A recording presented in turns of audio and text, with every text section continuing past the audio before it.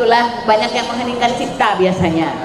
Tetapi pada sesi yang kedua ini narasumbernya tunggal, yaitu Pak Posma Sinurat, dan akan dimoderatori oleh Bapak Dr. Tony Liwang. Bapak Dr.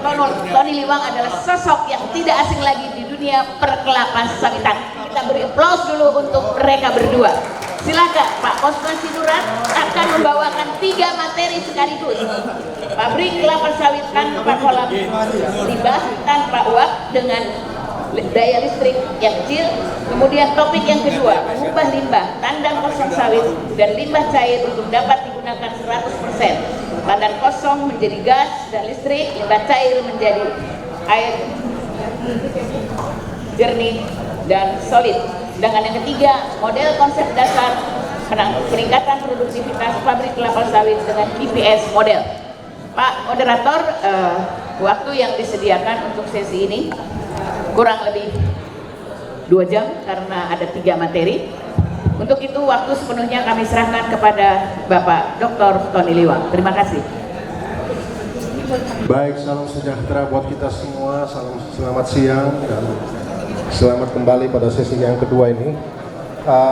Terima kasih saya diberikan kesempatan untuk menjadi moderator pada sesi yang sangat penting ini, karena saya percaya tadi kita udah makan bersama, makan siang, tetapi mungkin mulai ngantuk, tetapi tadi ada bagi-bagi hadiah, udah ceria kembali. Dan sekarang giliran Pak Posma Sinurat untuk berbagi ilmu dengan kita. Sedikit CV singkat dari beliau bahwa Pak Posma Sinurat ini adalah lulusan S2 dari Teknik Industri dan berkecimpung lama sekali baik di industri maupun di pendidikan ya. Beliau mulai dari tahun 93 di Asian Agri Group dan juga saat ini menjadi direktur untuk ASA Consulting dan juga menjadi ketua bidang pabrik kelapa sawit dari P3PI. Juga sebelum kita mulai saya ingin memperkenalkan diri juga, saya Tony Liwang. Untuk posisi hari ini saya mewakili BPDP. Bersama dengan saya ada Bu Jenny dan juga Profesor Udin. Kami bertiga ada dari Komite Litbang, Komite Penelitian dan Pengembangan dari BPDP KS ya, Badan Pengelola Dana Perkebunan Kelapa Sawit. Kami sudah cukup lama di BPDP. Walaupun demikian saya sehari-hari di Sinarmas sebagai pimpinan dari risetnya, tapi lebih banyak riset di kebun ya, di hulu sekali, mulai dari benih sampai ke CPO. Tapi syukur bahwa hari ini kita bisa berbagi ilmu tentang pabrik, karena setahu kami pabrik selalu sering, tapi sekarang mungkin sudah mulai berkurang ya. Kalau zaman dulu itu selalu ada gray area antara kebun dan pabrik. Kalau OER-nya naik, kebun merasa itu karena dia. Tetapi kalau OER-nya turun, itu karena pabrik. Kenapa pabrik? Alasannya oil loss-nya tinggi, gitu kan. Jadi sepadahal OER pun itu ciptaan Tuhan gitu ya. Kalau orang kebun nggak kasih pupuk, nggak merawat dengan baik, itu kan cuma cita-cita saja. Nah, kemudian karena itu sudah potensi ya, sudah potensi dari agronominya. Tetapi pabrik merasa dialah yang paling berjasa karena dia bisa meras semua minyak keluar dari tandannya, gitu ya. Nah, tadi sambil berdiskusi, saya ingat sekali, saya dulu lama di Belanda, karena saya sekolah di Belanda. Kalau saya tidak salah, pabrik kelapa sawit zaman dulu, saya nggak tahu, adik-adik ini mungkin belum lahir ya, itu tahun 40-an, 50-an, itu ada namanya Stalk, STALK, itu perusahaan Belanda banget gitu ya. Saya waktu di Belanda 35 tahun lalu, saya baca bukunya, dan ternyata gambar mesin yang diproses sampai hari ini kayaknya tidak jauh-jauh beda ya. Buah sawit masuk, langsung di steam, sterilizer, kemudian di press, kemudian dan seterusnya hanya keluarlah minyak itu. Nah, 30 tahun kemudian, bahkan 40 tahun kemudian, saya keliling Afrika misalnya, dan saya lihat proses itu belum berubah juga, cuma masih sederhana. Kalau di Afrika mungkin tidak seperti di Asia atau di Indonesia, punya pabrik besar. Di Afrika itu 100 hektar kebun itu sudah punya penggilingan minyak, ya. Jadi milling sebenarnya, tapi sangat sederhana sekali. Mungkin kalau sekarang pun di Indonesia pun sudah nggak pakai, tetapi prinsipnya masih sama, rebusan, kemudian digiling gitu ya. Nah, hari ini tentu kita berupaya ya, masa peninggalan zaman dulu, apakah setelah 50 tahun apa nggak ada perubahan ya? Sudahlah, itu mungkin generasi yang lalu, tetapi apakah ada perubahan hingga saat ini? Karena teknologi kan sudah, saya selalu katakan, teknologi yang diciptakan ini harus teknologi untuk strawberry generation, untuk adik-adik ini semua. Tapi yang mikir masih yang baby boomer semua nih, jadi yang lahir tahun 60-an mungkin. Jadi mungkin kita perlu pikirkan bagaimana palm oil itu sudah lebih user friendly buat strawberry generation, ya, Gen X, Y, Z gitu.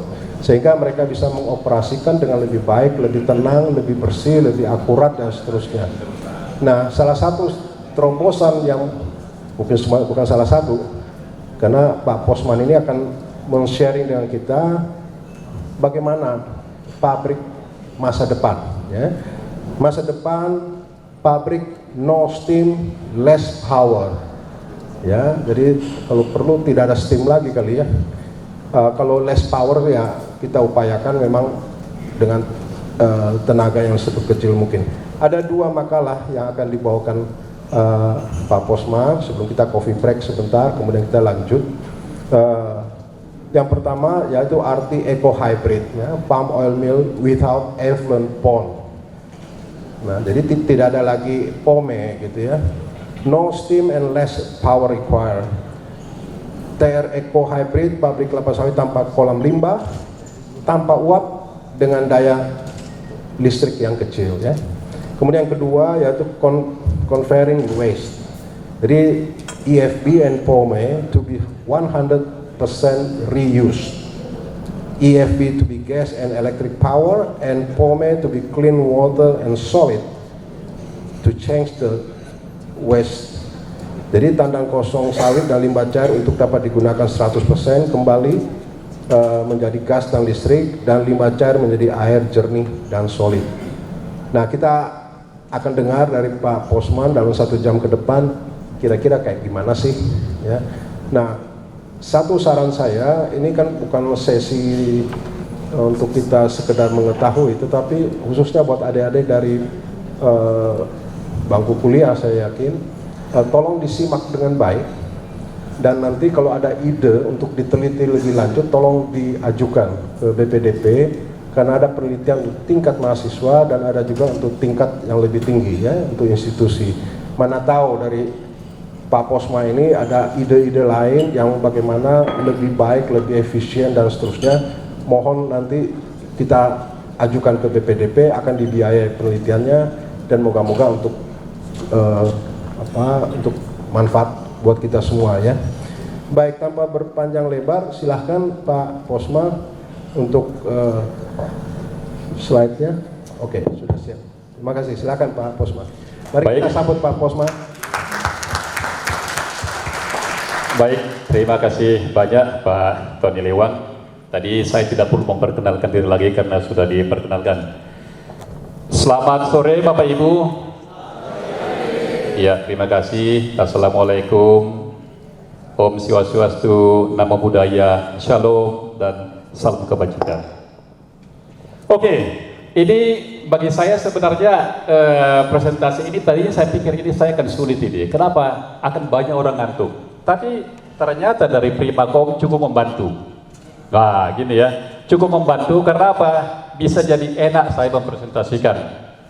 Oke, jadi terima kasih sekali lagi kepada Primakom yang sudah membantu kesegaran para bapak dan juga adik-adik mahasiswa. Baik, untuk tidak berpanjang lebar. Nah, di sini judulnya saya sebut Ways to Wealth. Waste itu apa? Sesuatu, kalau waste itu sebenarnya sesuatu yang tidak berguna. Wealth itu apa? Ya sesuatu, ya kekayaan atau sesuatu yang bermanfaat. Jadi bagaimana kita mengubah waste menjadi sesuatu yang bermanfaat. Nah, jadi memang untuk pabrik kelapa sawit ini memang kita harus perlu memikirkan bagaimana caranya supaya pabrik ini kita operasikan lebih efisien lagi. Yang waste juga bisa kita change menjadi sesuatu yang berharga atau bahkan kekayaan. Tadi pagi sudah begitu banyak ya, sudah begitu banyak teknologi-teknologi tadi dari Bapak Profesor, bagaimana byproduct daripada pabrik sawit itu dimanfaatkan dengan sesuatu yang sangat bernilai. Apalagi tadi ditambah lagi dengan presentasi dari Pak Sahat Sinaga, ya kalau saya salah ya Pak Sahat Sinaga, itu bahkan pabrik sama sekali tidak pakai steam. Wow, ini luar biasa nih. Jadi oleh karena itu makanya kita sebut ini acaranya adalah updating technology and talent. Kenapa ada talent? Besok juga ada sesi tentang talent. Bagaimana harusnya SDM di perkebunan atau pabrik kelapa sawit secara spesifik. Nanti setelah ini juga ada namanya QPS model. Apa sih QPS model? Ini adalah satu manajemen, ya, manajemen meningkatkan produktivitas di pabrik kelapa sawit secara terstruktur yang sudah mencakup dari segala sisi, tetapi sederhana. Nah, ini nanti akan masuk ke sesi kedua. Oke. Jadi nanti ada di sini ada dua problem sebenarnya, dua topik saya gabung menjadi satu, yaitu POME dan juga ESG. Diubah menjadi sesuatu yang bermanfaat. Nah, jadi ini sebenarnya bukan hasil dari penelitian saya sendiri, tetapi ini adalah satu teknologi dari luar. Nah, makanya nanti di akhir sesi saya ini saya juga artinya apa? Meminta atau menantang atau dalam tanda kutip bagaimana kita membuat riset yang lebih jauh lagi atau lebih detail lagi supaya apa? Supaya bisa benar-benar terimplementasi. Karena kenapa? Sudah banyak juga riset di Indonesia, tetapi belum ada yang terimplementasi dengan baik. Jadi ini salah satu juga tantangan bagi ya bapak akademisi dan juga ibu-ibu dari perguruan tinggi tentunya, seperti yang disampaikan Bapak Tony Lewong tadi. Oke, nah sekarang untuk tidak berpanjang lebar, masuk ke slide berikutnya. Oke, yang ini saya nggak perlu lagi. Tadi sudah diperkenalkan oleh Bapak Tony. Ya, lanjut. Nah, tujuan apa sih sebenarnya tujuan? Kalau kita lihat mengingatkan tantangan tentang perubahan iklim, kemudian memberikan informasi update teknologi terbaru berkaitan dengan limbah cair, POME, dan juga nomor 3 tentang apa? Tentang MT Float Balance. Nomor 4 memberikan informasi tentang aktivitas praktis apa yang perlu dilakukan untuk mendukung pengurangan emisi GRK. Nah, memang ini apa? Di pabrik sawit itu kan terkadang kita nggak tahu persis apa sih yang harus dilakukan oleh individu per individu, orang per orang, mulai dari operator yang berkaitan langsung dengan GRK. Tadi sudah disampaikan pada pagi hari ya tentang apa itu GRK, gas rumah kaca. Jadi setiap individu di pabrik sawit itu perlu memahami bahwa kegiatan dia itu bisa mengurangi atau malah menambah gas rumah kaca. Jadi setelah kita kembali dari sini, tentunya ini bisa langsung kita implementasikan. Saya sudah ambil yang sangat sederhana, nanti ada 3 kalau saya tidak salah. Kemudian ajakan kepada para akademisi, nah ini tadi, praktisi dan para pihak untuk melakukan penelitian elektrochemical spesifik untuk POME dan menerapkan implementasi hingga sukses. Karena kenapa? Salah satu yang saya bawakan ini adalah tentang elektrochemical. Ini dari luar yang mereka salutnya hanya sedikit, tetapi mereka sudah melakukan penelitian, bahkan mereka sangat yakin bahwa itu akan bekerja. Dan sekarang sedang bekerja sama dengan Malaysia. Oke, lanjut. Oke, ini outline-nya pendahuluan, problem, solusi, dan juga kesimpulan. Lanjut. Oke, nah latar belakangnya kalau kita di sini ada 4 latar belakang ya. Latar belakangnya yang pertama adalah problem yang dihadapi pabrik kelapa sawit tentang POME dan EFD. Ya tentu Bapak Ibu para praktisi ya, kecuali yang bukan praktisi pasti dia tidak tahu bagaimana sulitnya beberapa pabrik menghandle POME ya, atau limbah cair, dan juga badan pos. Ya, nanti ada problem-problemnya. Jadi saat ini bidang POME terutama sering menimbulkan permasalahan non teknis, bahkan non teknis, bukan hanya teknis, tetapi juga permasalahan non teknis. Lanjut. Oke, jadi latar belakang yang kedua adalah problem yang dihadapi dunia Indonesia tentang perubahan iklim. Ini juga menjadi isu yang begitu sentral ya di seluruh dunia. Ini kalau diperhatikan nanti mungkin bisa dibaca ya, pada COP 2026 itu 29 unconditional ya, artinya apa? Tanpa bantuan internasional.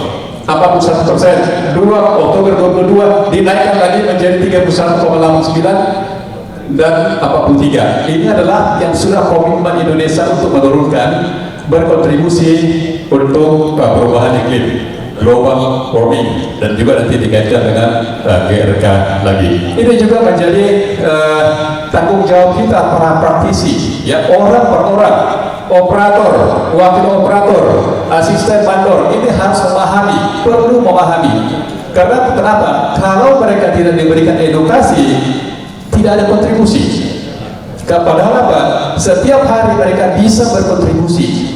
Begitu mereka tidak peduli dengan penggunaan air, ini sebenarnya juga artinya apa? Dia berkontribusi untuk menaikkan. Karena kenapa? Air itu kan dipompa, kemudian nanti diolah di limbah. Ini semuanya memerlukan menghasilkan GRK. Oke, lanjut.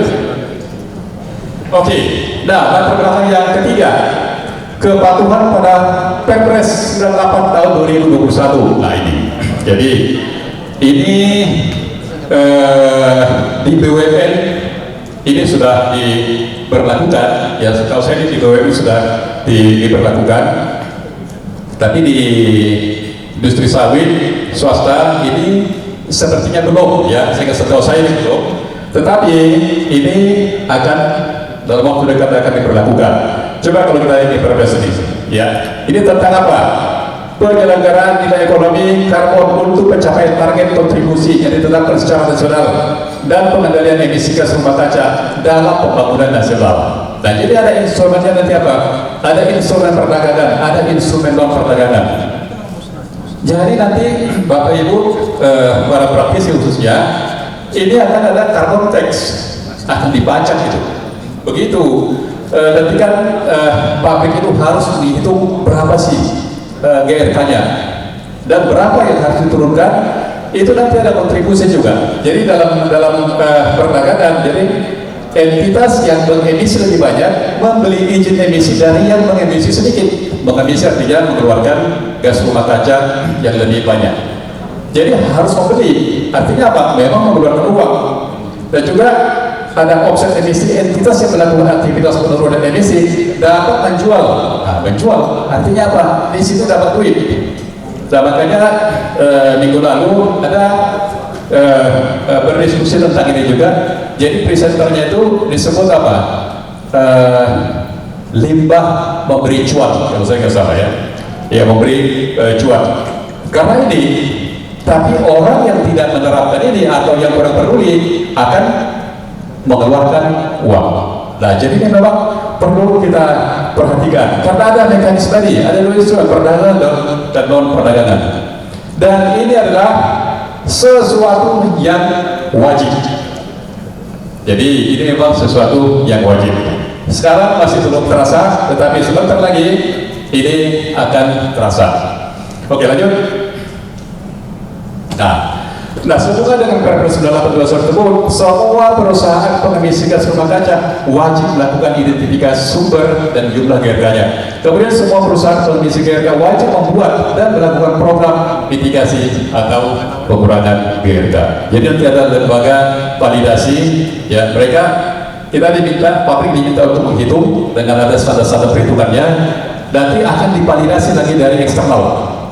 Nah, berdasarkan validasi itu berapa kita bisa menjual, berapa dapat uang, atau harus berapa kita mengeluarkan uang perusahaan tersebut.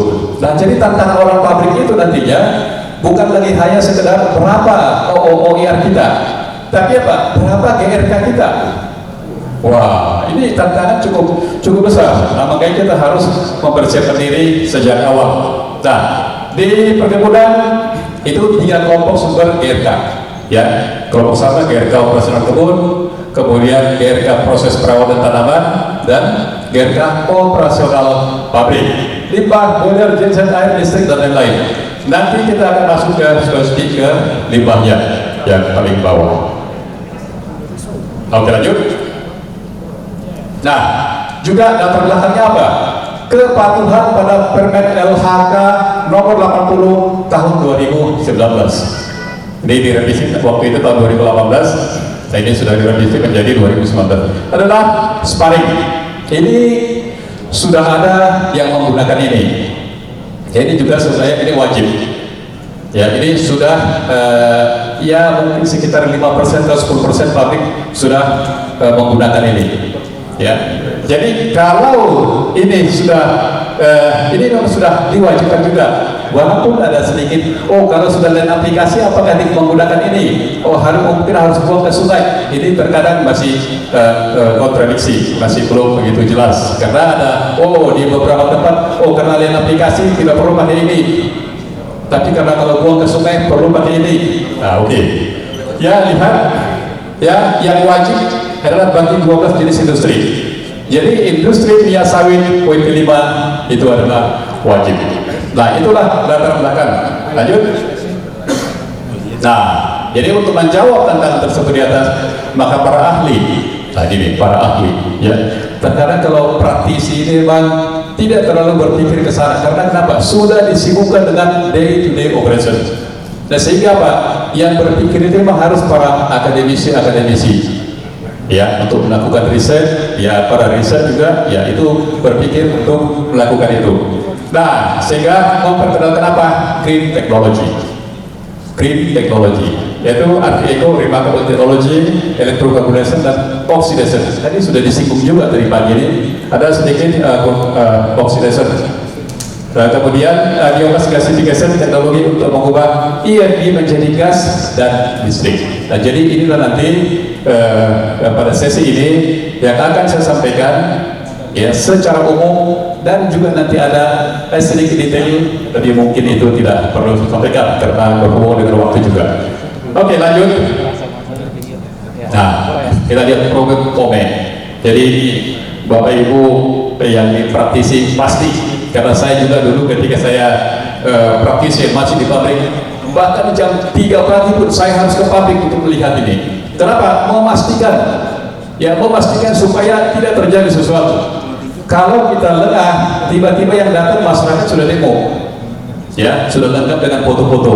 Oh, ini. Jadi akhirnya kita apa? Kita jadi sibuk sendiri. Rendaman turun pun kita terkadang udah nggak peduli. Kenapa? Kita juga rasa takut juga di demo masyarakat. Oke, lanjut. Nah, bagaimana pabrik kelapa sawit mengatasi problem yang dihadapi saat ini? Ya. Jadi problem limbah sawit spesifik saya ambil dua. Problem pertama adalah limbah yang diakibatkan oleh Problem yang kedua adalah yang diakibatkan oleh empty globans atau tandan kosong. Lanjut. Nah, ini saya tutupi wajahnya karena ada orangnya di sana. Jadi coba kita lihat ini. Inilah yang sering dialami oleh beberapa, tidak semua, ya, tidak semua, karena banyak juga pabrik yang well managed, ya, atau dikelola dengan baik. Coba kita perhatikan nih, kualitas tidak sesuai standar, dibuang ke sungai. Akhirnya apa?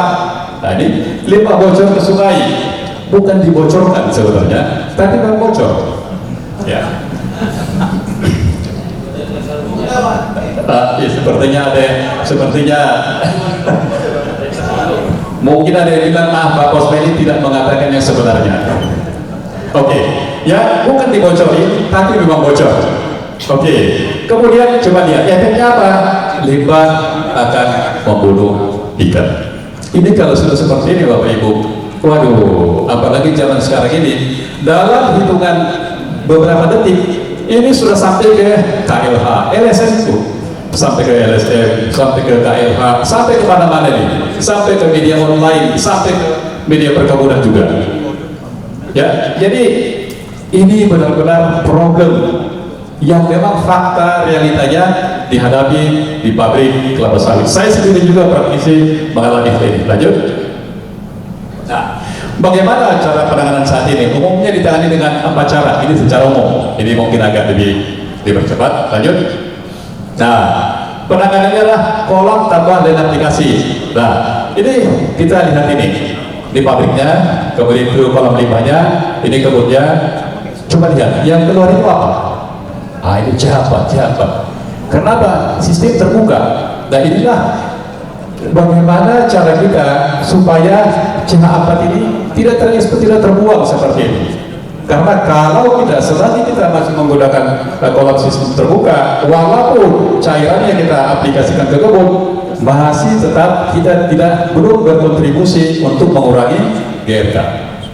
Ya, karena ini salah satu tadi seperti disebutkan di pabrik itu salah satu terbesar adalah dari POME. Nah, problemnya coba lihat. Problemnya POME yang dikirim ke LA di atas standar, kolam bocor, itu yang diangkat tadi. Flatback LA overflow tadi ketika pagi-pagi dengan Profesor Udin, jadi kita agak berdiskusi karena ada wacana bahwa dan aplikasi itu dilarang, tidak boleh lagi. Nah, tapi Bapak Profesor itu sampaikan, oh tidak, karena itu secara penelitian itu bagus. Nah, yang benar. Tapi memang di lapangan ada banyak terkadang masalah, khususnya di musim hujan. Ya, oke. Kemudian nomor 5, kolam atau pempek harus dikuras dengan mungkin. Ini juga pengurasan kolam berapa miliar? Sekali pengurasan kolam pembersihan itu miliaran, tergantung jumlah kolamnya yang dikuras. Biaya cukup besar. Oke, lanjut. Oke, nah ini juga gabungan. Oke. Nah, ya IPLC ini buat ke sungai. Kalau tadi aplikasi, ya prinsipnya sama. CH4-nya juga akan masuk ke udara terbuka. Problemnya tentu juga sama, ya. Lanjut. Nah, ini menggunakan apa? Kolam dan aplikasi dan sungai. Jadi ada izin untuk IPLC, ada juga izin untuk dan aplikasi. Dia bilang, oh Pak, kalau kita nanti ada problem di aplikasi, kita buang ke sungai. Kalau kita ada problem di sungai, kita buang ke aplikasi. Nah, ketika problem di aplikasi dibuang ke sungai, terkadang kualitasnya sama dengan aplikasi. Nah, makanya ya jadi problem sebenarnya ya. Walaupun tidak semua problem ini tidak terekspos tentunya. Oke, lanjut. Nah, penanganan yang keempat, biogas tambah kolam tambah sungai. Nah, kalau kita perhatikan biogas ini kan tetap saja tadi masih ada menggunakan kolam terbuka. Setelah biogas ini kan dia masih ada kolamnya juga. Di sana juga tetap masih ada potensi CH4. Artinya apa? Walaupun ini sudah kecil tentunya, karena apa? Di anaerobik itu sudah dibuat cover dan diambil biogasnya. Tapi setelah itu kan tidak 100%. Ya masih ada yang harus CH4-nya masih terbuang. Nah, ini problemnya apa? Sama juga ya, lebih kurang sama. Kolam bocor, pengolahan POME dengan sistem kolam terbuka masih CH4. Kolam harus dikuras, tetap ada problem-problem yang terjadi. Selagi kita masih menggunakan kolam terbuka, CH4 itu pasti akan keluar. CH4 dan lain-lain atau GRK. Oke, lanjut. Nah, ini ringkasannya penanganan POME saat ini seperti ini. Dari kolam limbah ke sungai, kolam limbah dan aplikasi, kolam limbah sungai dan aplikasi, biogas, bisa gas dan listrik, kemudian limbah ke sungai dan aplikasi. Ini ringkasannya. Yang terus, nah ringkasan problem dalam penanganannya ini tadi. Kolam bocor, kolam overflow, DOD output tinggi, bau limbah yang menyengat, dan pencemaran lingkungan semuanya komplain masyarakat. Ini akhirnya apa? Operasional pabrik terganggu. Ini sudah sering lah, pasti kalau di pabrik itu belum pernah mengalami di demo masyarakat, dia artinya apa? Belum pernah mengalami masalah seperti ini. Nah, ini solusi. Ya, inilah solusi yang ditawarkan. Nah, tapi sebelum masuk ke RTECO, ya, untuk membantu mengurangi GRK, secara praktis apa sih yang harus dilakukan di pabrik? Nah ini, ya, Jadi ini juga kontribusi ini baru sekitar 2 hari yang lalu saya selipkan ini karena kenapa? Supaya apa? Ketika kita pulang dari sini, supaya benar-benar ditekankan bahkan sampai ke pembantu operator juga, ke mandor, ke operator, sampai ke direktur tertinggi di pabrik, ini benar-benar harus diimplementasikan secara konsisten atau perlu diimplementasikan secara konsisten.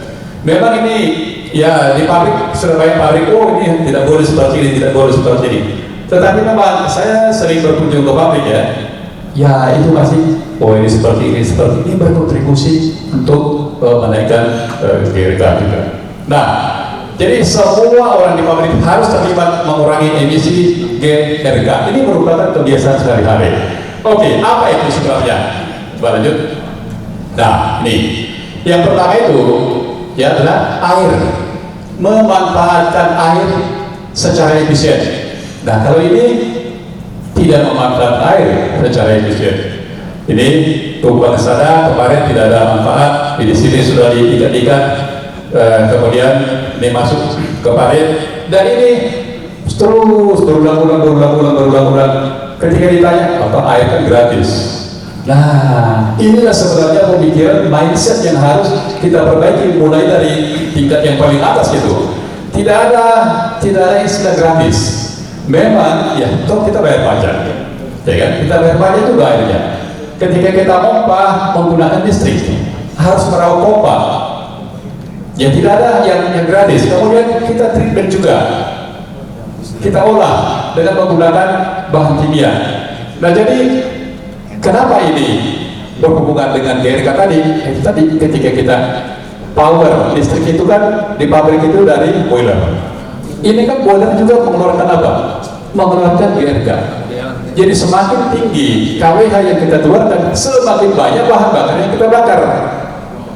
Nah, ini kaitannya ke sana. Jadi para praktisi kita coba kita biasakan begitu ada air, ini kita harus berribut. Nah, gitu ya. Supaya apa? Dari level operator punya kontribusi untuk GRK kita ini. Supaya apa? Dunia ini kenaikan temperatur dunia ini ya sekitar 0 dibanding dengan 80-an dan 90-an itu sekitar 0,8, bahkan sempat 1, kenaikan temperaturnya. Nah, kalau ini sudah semakin naik kita tidak berkontribusi untuk menjaga, termasuk hasil sawit juga akan berkurang. Karena kenapa? Temperatur akan semakin tinggi, maka produktivitas juga akan semakin rendah. Ini efeknya yang belum benar-benar disampaikan sampai ke level terbawah. Oke, lanjut. Nah, uap, manfaatkan uap secara efisien. Nah, terkadang di beberapa pabrik, saya tidak bilang semua pabrik ya, hal seperti ini adalah sesuatu yang biasa. Ya, hal seperti ini sesuatu yang biasa. Dianggap apa? Karena sudah biasa, ya gratis. Steam itu gratis. Padahal kalau kita hitung berapa rupiah per meter kubik untuk memproduksi steam, wow, itu cukup mahal, Bapak Ibu. Nah, kalau ini saja misalnya begitu kita masuk ke pabrik, ini memang yang praktisnya ya. Begitu kita lihat, oh ada bocor steam. Dan disinilah memang harus kita ada sense of urgency, harus segera dilakukan perbaikan. Supaya apa? Supaya steamnya tidak bocor. Lanjut. Nah, listrik, manfaatkan listrik secara efisien. Ini saya untuk ke atas gitu, ke langit, ini benar-benar terang benderang, tapi lampunya hidup. Ini bukan sesuatu yang sulit ditemukan kalau di pabrik. Ini tidak sulit ditemukan, ya. Baik di pabrik yang boleh dikatakan well managed ini atau dikelola dengan baik, masih juga terjadi. Oh iya Pak, karena apa? Tombolnya itu harus ke sana kita pergi. Nah, ini sesuatu yang sering terjadi. Padahal ini berapa nih? Ini 250 watt. Ya, 250 watt. Dan ini siang hari, dan bukan hanya ini. Semua lampu yang di loading rem termasuk di dalam pabrik juga hidup pada siang hari. Ini sesuatu yang tidak bermanfaat, tapi memang dilakukan. Nah, jadi inilah tiga hal yang perlu ya secara praktis dilakukan oleh kita para praktisi di lapangan. Mulai dari level terendah harus perlu punya kontribusi. Dan selain itu, kalau ini dilakukan dengan baik, tentu apa? Pada akhirnya apa? Biaya produksi rupiah per kilogram TBS juga akan turun.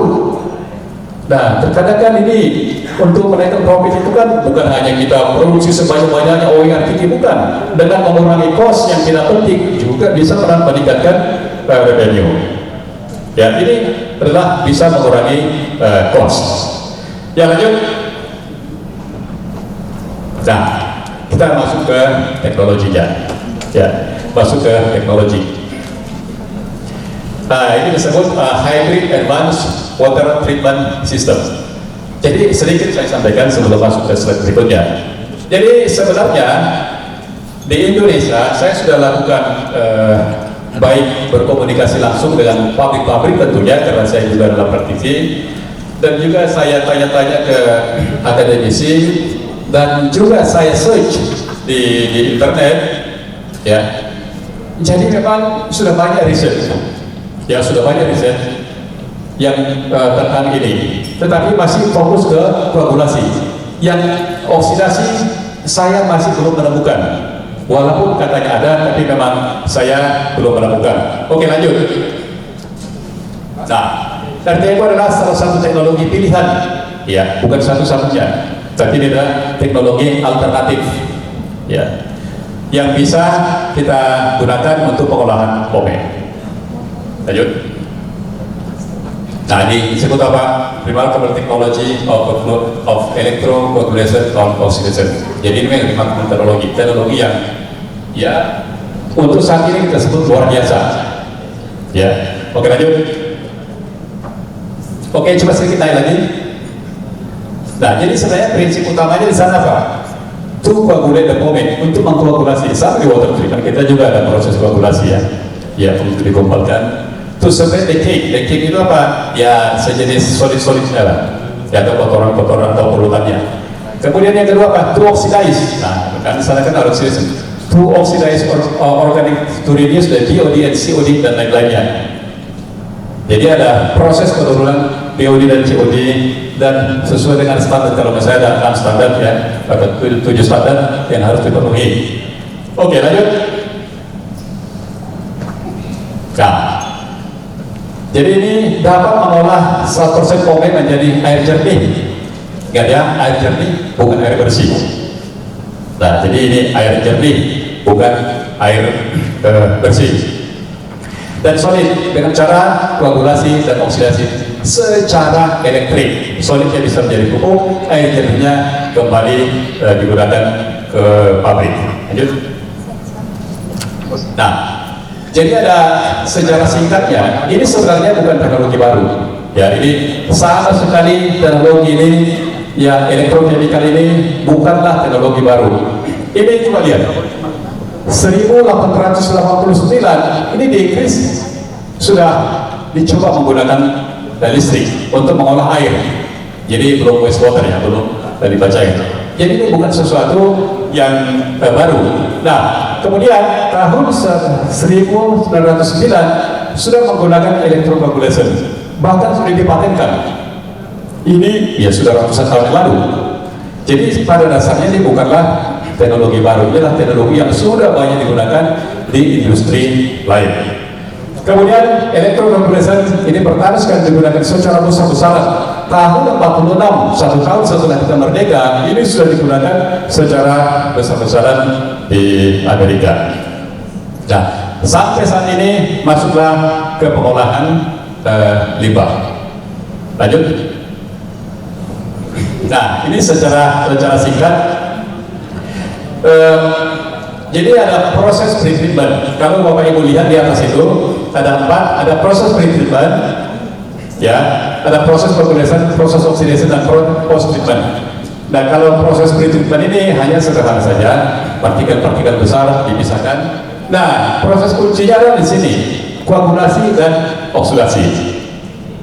Nah, kalau kita lihat di sana yang pertama itu yang sebelah kiri, jadi ada ada elektron, anoda dan katoda. Nah, itu disambungkan ke listrik DC. Ya, disambungkan ke listrik DC. Ini sebenarnya tidak mahal. Ya, tidak mahal. Kalau kita lihat alat-alat ini sebenarnya tidak mahal. Tapi memang bagaimana ini mengimplementasikannya supaya bisa bekerja sesuai dengan harapan kita. Di sana apa? Ketika dia disambungkan dengan listrik, maka terjadilah proses koagulasi. Proses koagulasi itu di sana terjadi. Ya, ketika dia ada timbul gelembung-gelembung, dan kemudian nanti yang masih terapung itu gelembung-gelembungnya naik, maka dia akan dipisahkan dari dalam. Nanti dari bawah juga ada keluar solid yang lebih berat. Ini kalau orang kimia atau apa ini, bagi dia sebenarnya cukup sederhana. Tapi kenapa belum ada? Nah, di Indonesia yang sebelah kiri ini sudah banyak penelitian. Sebelah kiri bahkan sudah dicoba di pabrik kelapa sawit. Nah, saya nggak tahu apakah ada Bapak Ibu yang pernah bekerja di pabrik yang sudah pernah mencoba ini, tapi gagal. Nah, jadi salah satu perusahaan menginformasikan ke saya bahwa oh Pak, kami sudah pernah gunakan tapi gagal. Tapi dia apa? Hanya elektrokoagulasi, tidak bisa mencapai standar yang ditetapkan oleh KPN. Nah, kalau memang hanya koagulasi, memang hasilnya tidak bisa. Ya, tidak bisa mencapai sesuai dengan peraturan di Indonesia. Walaupun secara riset itu bisa, ya secara riset bisa. Nanti coba Bapak Ibu bisa lihat ya hasil-hasil riset itu mengatakan bisa, tapi ketika diimplementasikan ternyata banyak masalah. Oke, nah setelah itu barulah masuk nanti solidnya ke sana sama ke bawah, masuk kemari. Di sini lagi terjadi proses oksidasi, maka BOD-nya semakin turun lagi, disesuaikan sesuai dengan peraturan di negara tersebut. Mau BOD berapa? Kalau peraturan di sini sekarang kan BOD kita masuk 100. Oke, kita buat 90 bisa. Atau di Malaysia kan 20. Oke, berarti harus di bawah 20 bisa. Nah, kuncinya ternyata apa? Itu kuncinya apa? Di elektrodanya. Ya, jaraknya, kemudian dia ukurannya, kemudian lapisannya. Nah, ternyata itu. Nah, makanya tadi kan di tujuan yang terakhir saya buat, mungkin ini perlu dilakukan penelitian lanjutan di Indonesia. Karena kenapa? Ini tidak mahal. Komponen-komponennya juga tidak mahal. Tetapi manfaat positifnya itu luar biasa. Nah, makanya saya sendiri pun cukup bersemangat, walaupun saya tidak ahli dalam bidang ini, ya, tetapi saya cukup bersemangat untuk bagaimana teknologi ini bisa diterapkan di pabrik kelapa sawit. Oke, lanjut. Oke, jadi ini tadi prosesnya. Ini hanya penjelasan yang tadi ya. Dan karena materinya nanti dikasih, nanti bisa dibaca. Tadi saya sudah sebutkan ada proses pre-treatment, ada koagulasi, terus lanjut lagi. Nah, ada proses oksidasi. Ya, nah di oksidasi itu bedanya apa? Kalau dia di koagulasi tadi, dia katoda anodanya itu terbuat dari aluminium plus. Nah, di sini ada teknologinya aluminium. Dan di sini apa? Titanium. Nah, inilah yang belum ada melakukan riset di Indonesia. Saya sudah beberapa lama saya cari-cari, ini belum ada saya temukan. Nah, sekarang di Malaysia itu sudah bekerja sama antara India dengan Malaysia dan IOG sudah jalan 2 tahun. Jadi India sendiri pada awalnya sudah melakukan riset dan memang bisa. Nah, ketika dibawa ini ke Malaysia juga mau Pak, kita mau riset lagi sama-sama, dilakukan lagi. Jadi bulan April nanti itu secara riset semua sudah oke, sudah selesai. Bulan apa nanti ada pilot plant yang memang nanti aktual diaplikasikan di pabrik kelapa sawit. Oke, ini post treatmentnya apa? Nanti ada gambarnya biar saya lebih gampang untuk menjelaskan. Jadi RT-Eco ini digunakan di pabrik kelapa sawit di bidang mana saja. Jadi ini total raw mobe. Artinya apa? Langsung limbah mentah itu bisa sebagai input ke dalam RT-Eco. Atau kalau yang di sini total anaerobik yang sebelah kanan, total anaerobik ini apa?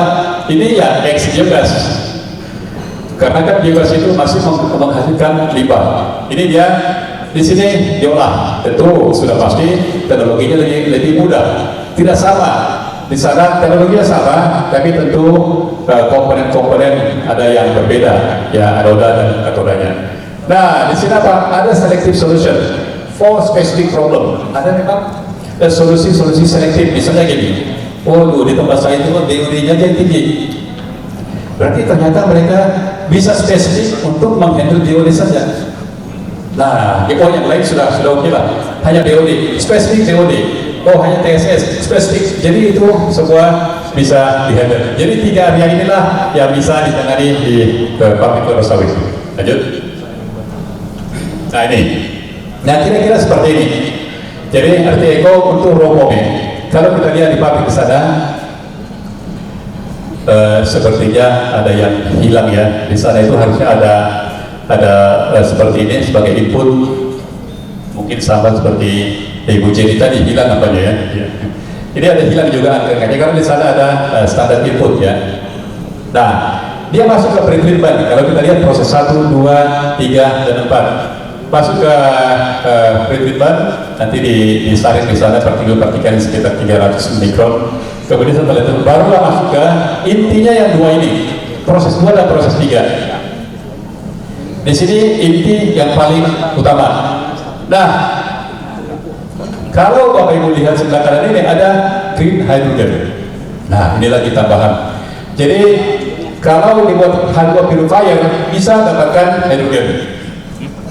Nah, info yang saya dapat, kalau untuk pabrik 3 kapal ton bisa 10 sampai 20 ton per hari.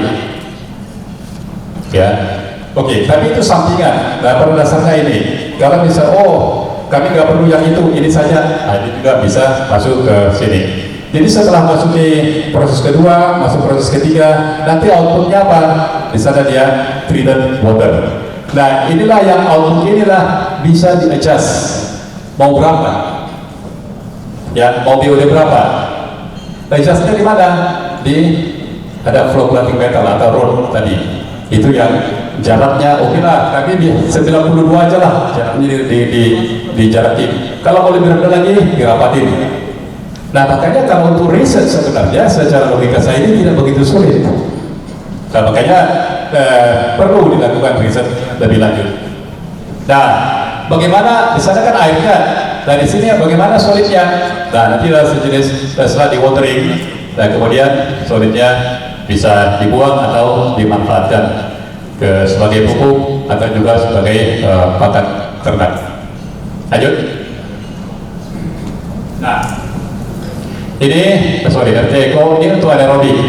Ini sumbernya dari mana? Inputnya itu dari biogas. Kalau tadi langsung dari pabrik raw mobe, ini dari biogas. Dari biogas ini lebih sederhana karena apa? Lebih kurang. Nah, sudah seperti itu. BOD 10.000, COD 30.000, ya sudah lebih mudah diolah. Dan sehingga dia apa? Flow-plating metal itu sudah lebih sedikit, lebih jarang. Kalau semakin jarang berarti dia semakin sedikit jumlahnya. Nah, prosesnya sama, ya. Pretreatment, proses yang kedua coagulation, flocculation, ini juga bisa dapat hydrogen. Ini outputnya bisa kita sesuaikan, sama seperti tadi, hanya inputnya yang berbeda, tapi prosesnya sama dan output hidrogennya juga lebih sedikit, ya, karena dia sudah dari biogas. Oke, lanjut. Nah, ini input. Kalau kita perhatikan, ya, yang sebelah kiri, inilah input masih berwarna seperti itu. Kemudian after coagulation-nya itu, nah, coba lihat after coagulation itu kan, itu masih agak kurang jernih, ya, masih cukup keruh.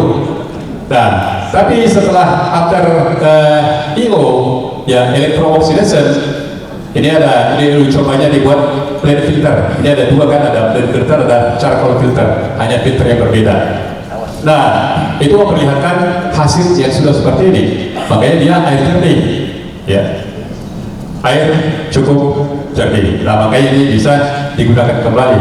Tapi, nah ini ada tapinya. Kalau digunakan langsung untuk boiler tidak bisa. Kenapa? TDS-nya masih tinggi. TDS itu masih hanya sekitar 40-60% yang bisa dikurangi di sini. Itulah yang tidak bisa langsung dikurangi. Makanya apa? Perlu lagi treatment lebih lanjut. Ya, pakai proses water treatment tambahan selain dari sini. Tapi kalau untuk keperluan lain, misalnya water dilution atau cleaning ini sudah bisa tentunya digunakan. Lanjut. Oke, nah ini footprintnya ya luas area cukup sedikit, hanya 20 kali 55 meter. Bayangkan kalau dibandingkan dengan pabrik, waduh, itu kalau untuk pabrik 45 ton mungkin sekitar tergantung topografinya ya, itu bisa sekitar 6 hektar ya, 6-7 tergantung topografinya. Nah, ini memang tantangannya apa? Powernya masih di sini power 550 dia connected, operating loadnya dia 350 kW. Nah, oleh karena itulah dia bisa dikombin dengan NT atau tandan kosong tadi. Kenapa? Tandan kosong itu akan mengenerate steam gas dan dia menghasilkan listrik, bisa juga untuk ini. Jadi artinya listrik bisa tidak jadi problem kalau dikombin. Tapi kalau di pabrik, oh kami masih ada seperti ini, itu tentunya bisa. Lanjut. Nah, ini hanya sebagai raw-nya, raw effluent, ya. Kemudian setelah diolah, ini standarnya Permen LH nomor 5 tahun 2014. Saya pikir ini yang terkini. Jadi bisa di-adjust, disesuaikan semua. Ya. Lanjut. Nah, ini keuntungannya menggunakan RTQ ini apa? Nah, ini ya. Jadi ini banyak keuntungan-keuntungan non teknis di sini dan juga keuntungan teknis. Citra, ya tentu apa? Citra perusahaan itu sudah lebih baik. Kenapa? Green, bisa disebut green mill.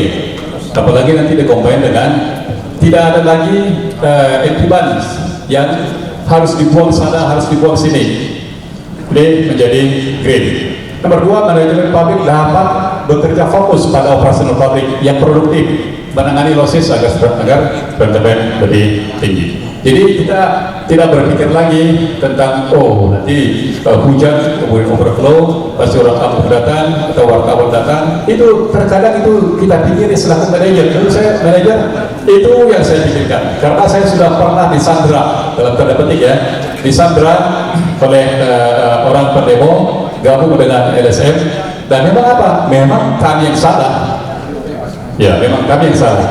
Oke, kemudian owner dan manajer merasakan ketenangan. Tentu sebagai owner juga pasti akan merasakan ketenangan. Sudah citranya bagus, dia pun tenang. Solid dapat dijual, hemat penggunaan air, lahan seharusnya untuk limbah dapat ditanam kelapa sawit.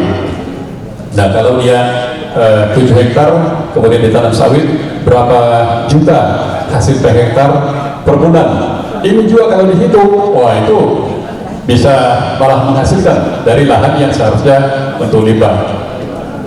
Kemudian tidak perlu pasang alat sparring. Nah, ini dia. Jadi begini, kalau memang nggak ada kita buang, apalagi yang mau kita pasang alat sparring. Nah, kemudian tidak menimbulkan bau. Nah, ini juga bau apalagi dekat dengan desa. Padahal bau itu sebenarnya bukan, ya memang itu harus dikendalikan ya. Kenapa? Akan mengganggu ketenangan orang yang ada di sekitar tersebut. Ya, lanjut. Nah, ini saya ambil dari penelitian di Indonesia. Elektrokemikal Indonesia sudah cukup lama sebenarnya diperbincangkan. Ini bukan sesuatu yang baru juga di Indonesia. Bukan sesuatu yang baru, Bapak Ibu. Saya sudah lakukan juga riset paling tidak secara di internet ya, karena saat ini dari internet kita bisa dapat banyak informasi yang memang benar, walaupun sebenarnya dari internet juga kita dapat informasi yang memang tidak benar, tapi bisa kita pilah-pilah ya.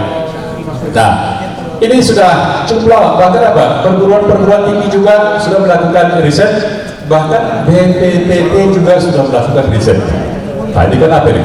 Badan Pengkajian dan Penerapan Teknologi ini sudah melakukan riset dan hasilnya disebut oke, bagus, tapi memang sampai saat ini belum ada yang terimplementasi. Ya, tapi saya lihat risetnya masih sebatas sampai ke satu tadi yang sebelah kiri, ya, belum masuk ke yang sebelah kanan. Nah, makanya ya Bapak Ibu mahasiswa, para akademisi, nanti kalau sudah buat skripsi, coba nih ya, dari IPB juga kan ada di sini ya, tadi ada ibu dosen dan juga para mahasiswa. Ini sesuatu, jangan hanya sampai di koagulasi, tapi juga sampai ke oksidasinya. Karena kalau sampai ke kalau hanya di koagulasi sudah terbukti diimplementasikan, itu memang gagal, walaupun pada tataran riset itu berhasil. Nah, ini menjadi tantangan ini bagi para akademisi. Kalau kami praktisi ini sudah nggak sempat pikirkan ya. Oke, maka berdasarkan beberapa hasil di atas, retrokoagulasi layak digunakan untuk mengolah komik, namun hingga saat ini belum ada yang sukses dalam penerapannya di pabrik kelapa sawit ya. Jadi ini juga teknologi yang dari India ini. Jadi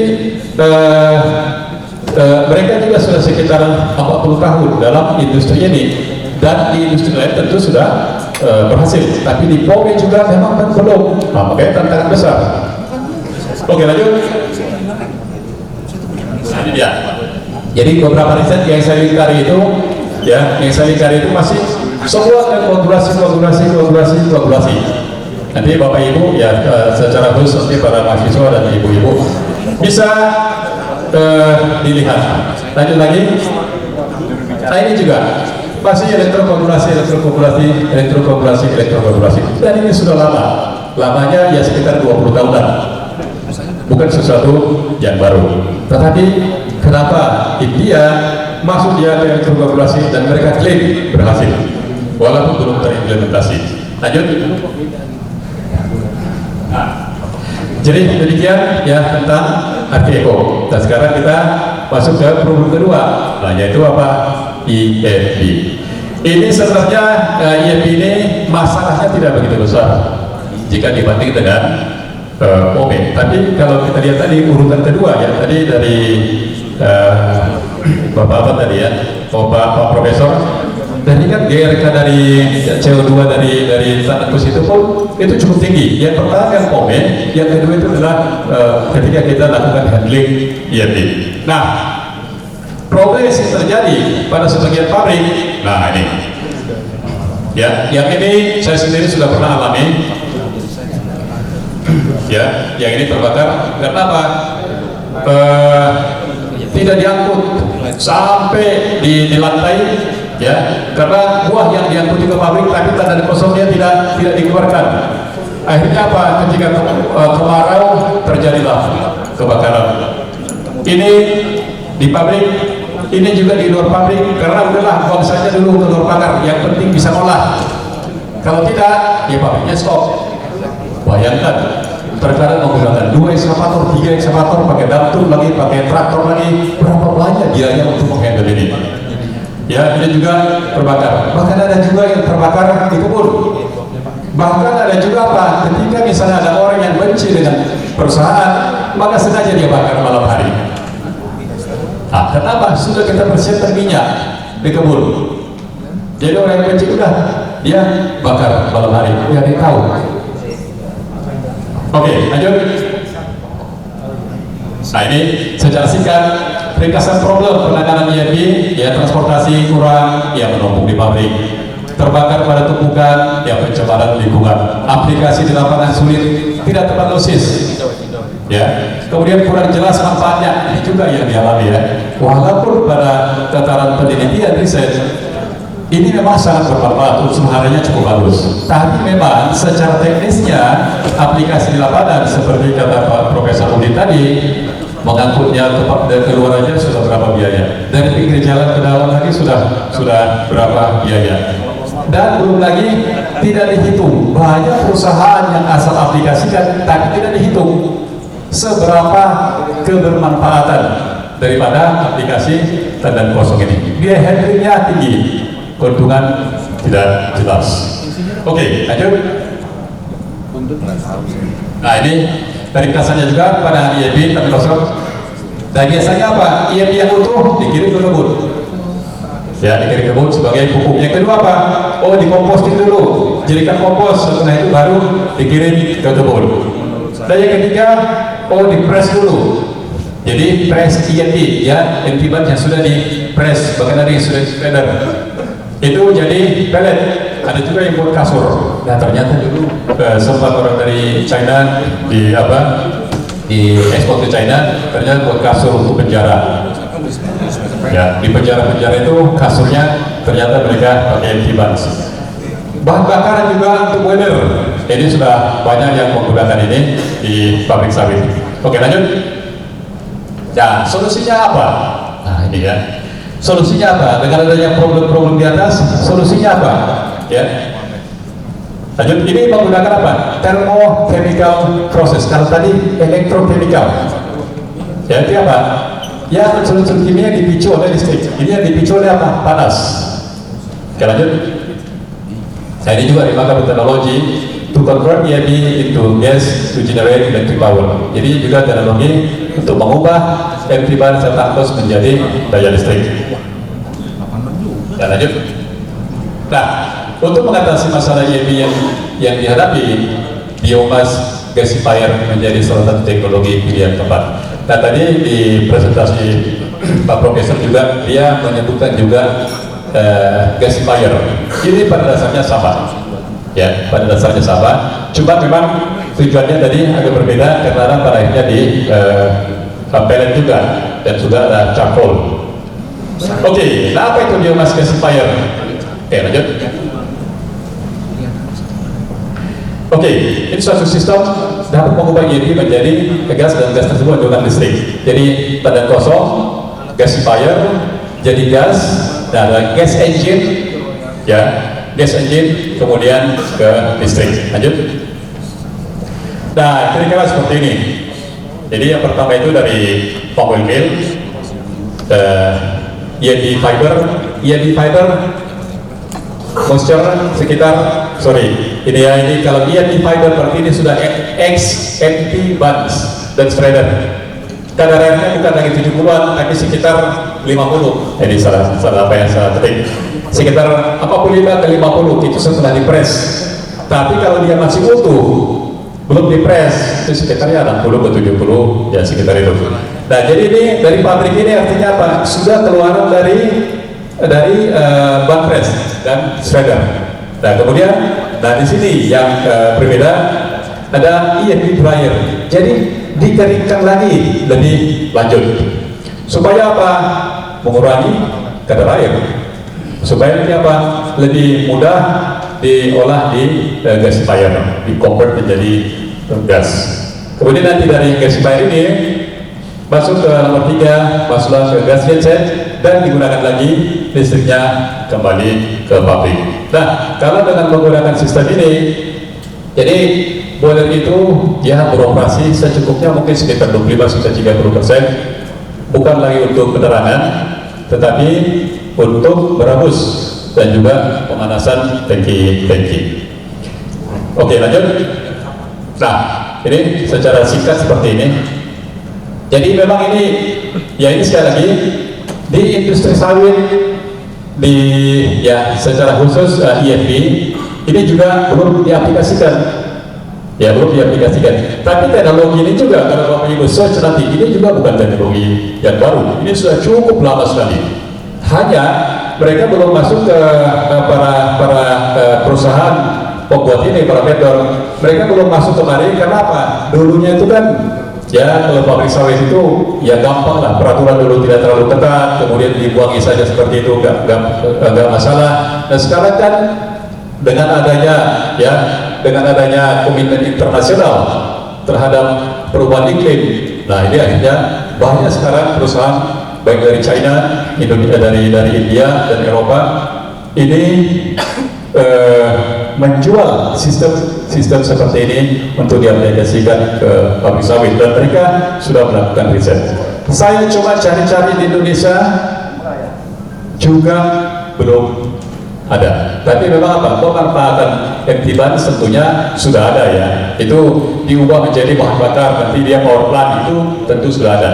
Tapi menjadi gas, kemudian digunakan ke gas engine, saya belum melihat. Mungkin saya belum melihat. Saya tidak melihat bukan berarti pasti tidak ada.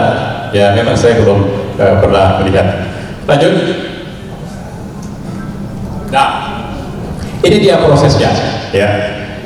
Jadi di sini ada 6 proses. Pre-treatment, yang kedua drying, kemudian pyrolysis, kemudian proses keempat combustion, proses kelima reduction, proses keenam post treatment. Ini cukup teknis ya, ini cukup teknis. Kalau diperhatikan ini karena seperti ini kelihatan banyak, memang agak sulit dimengerti. Nah ini kalau pakai clicker langsung PowerPoint, ini yang keluar ini satu-satu sebenarnya, jadi lebih mudah. Klik keluar satu-satu gitu, jadi lebih mudah untuk dipahami.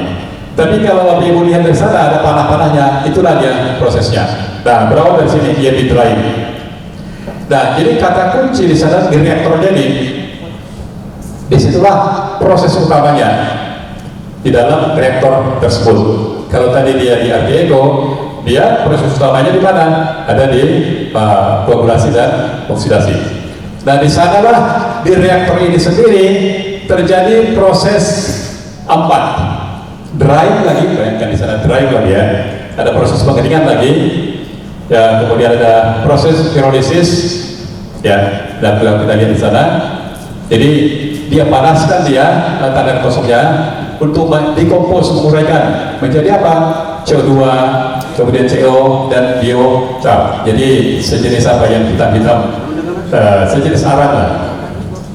Kemudian masuk ke proses keempat combustion. Ya, dia menambahkan udara ya ke sistem untuk membakar. Jadi ketika dia ditambahkan udara, tadi di pyrolysis ini tanpa udara.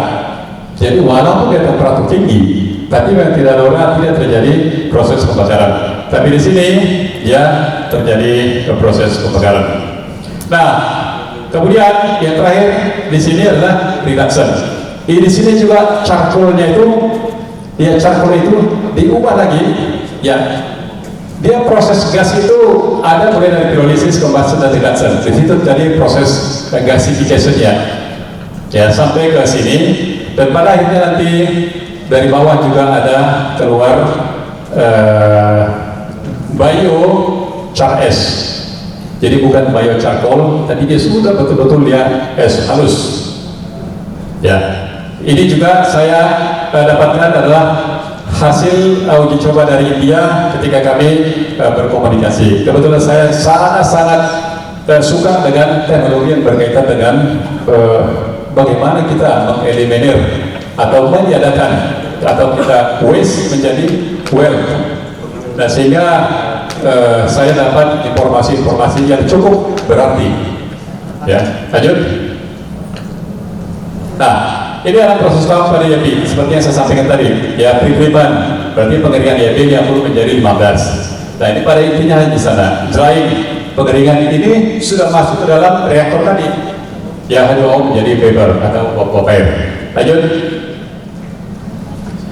Nah, pyrolysis, dan di sana thermal decomposition. Jadi terjadi dia dekomposisi karena apa? Karena adanya panas. Ya, dia akan menandakan nanti ada gas, tar gas itu dia, tar itu kan dia masih sejenis dia agak kental-kental, dan itu nanti di proses combustion itulah dia yang dipecahkan. Ya, lanjut. Nah, ini ini yang kuning juga agak menghilang. Ya, Jadi di proses kombustion inilah dia membakar dan memecah menjadi, nah, jadi di sini yang tar gasnya tadi dipecah lagi, dia menjadi gas dengan temperatur 800 sampai 1200. Kemudian masuk ke reduction dan mengubah bio charcoal menjadi gas yang dapat terbakar seperti ini. Di sini temperaturnya sudah turun 650 sampai 900 derajat Celcius. Di post treatment, nah post treatment ini sebenarnya hanya penyaringan supaya apa? Supaya dia gasnya lebih murni, menggunakan scrubber dan juga filter. Lanjut. Nah, ini hanya pada proses reduction ya. Reaksi apa yang terjadi pada proses reduction? Nah, ini ada combustion gases CO2 tambah 2 tambah C menjadi 2CO2, 2CO, H2O tambah C dan lain-lain. Nah, gas yang keluar dari sini bagaimana? Nah, itu dia. Main komponen producer gas. Producer gas ini sama dengan syngas. Syngas itu berarti gas sintetis. Ya. Ya, E2-nya sekitar 42, CO-nya 32, CO2-nya 5, H2-nya 13 dan lain-lain. Lanjut. Nah, kesimpulan. Apapun sistem pengolahan limbah yang digunakan saat ini, lakukan upaya untuk mengurangi GRK. Nah, ini ya dengan cara tadi itu hemat penggunaan listrik. Ini yang memang langsung kita praktekkan masing-masing ketika kita kembali ke pabrik. Kemudian hemat penggunaan air, hemat penggunaan steam.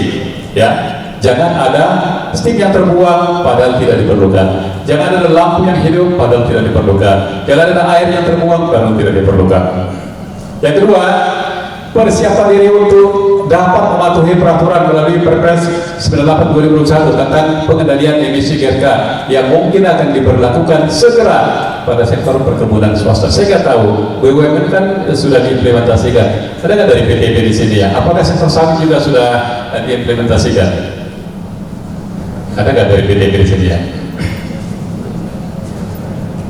Ya, karena Pak BUMN sudah walaupun memang masih pada sektor energi ya, tapi saya nggak tahu apakah dari PTB juga sudah. Oke, lanjut. Nah, untuk membantu pengurangan GRK di pabrik, kelapa sawit dan sekaligus hemat air, Artiego adalah merupakan teknologi alternatif. Ya. Kemudian nomor 4, untuk mengatasi masalah IEP, ini juga salah satu teknologi alternatif, bukan hanya sekedar kita mengurangi GRK, tetapi juga kita justru bisa mendapatkan hasil dari sana. Sama dengan presentasi Pak Profesor tadi, by product itu menjadi uang, istilahnya seperti itu. Lanjut. Nah, kami para praktisi pendidikan perkumpulan mengajak para akademisi, ya, praktisi, pemerintah, BPPT dan para pihak yang berkepentingan untuk melakukan penelitian elektrokemikal, koagulasi dan oksidasi untuk selanjutnya diterapkan di pabrik kelapa sawit hingga sukses. Hal ini akan sangat membantu dalam proses pengurangan emisi GRK. Nah, jadi ini barangkali karena saya tahu Pak, di dalam sistem itu apa sih? Hanya sederhana, satu kotak, di dalamnya ada elektroda, kemudian nanti ada bome, dialiri arus listrik DC. Ya, ini kita kan sangat mudah. Ya, tinggal memang arusnya berapa volt. Ya, supaya DOD-nya bisa lebih rendah, voltasinya harus dinaikkan. Ini voltasinya cukup kecil, ya. Untuk dapat saya baca penelitian yang di Indonesia juga. Voltasinya cukup kecil, tapi memang untuk mengolah volume yang lebih besar tentu diperlukan juga harus yang lebih besar. Jadi saya rasa demikian. Coba lanjut lagi. Sekian. Oke, terima kasih Pak. Baik, terima kasih Pak Prosper.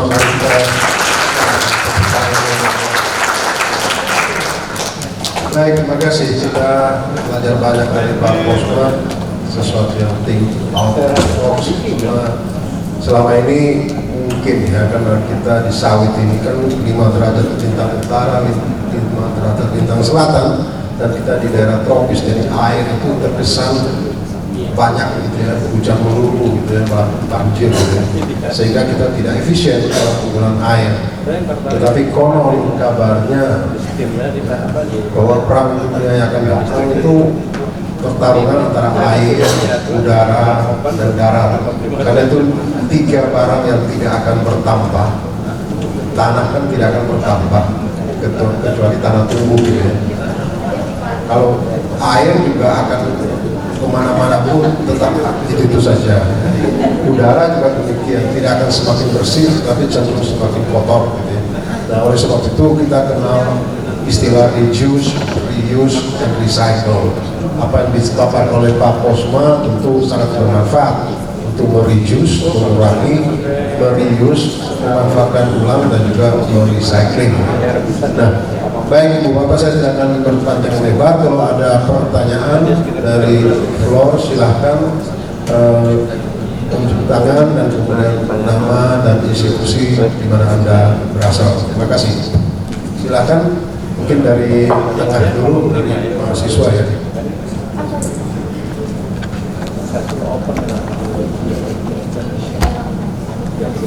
Silakan, ada mic kan dari panitia. Satu tengah, satu kiri, satu kanan nanti ya. Kita bukan sesi pertama dulu.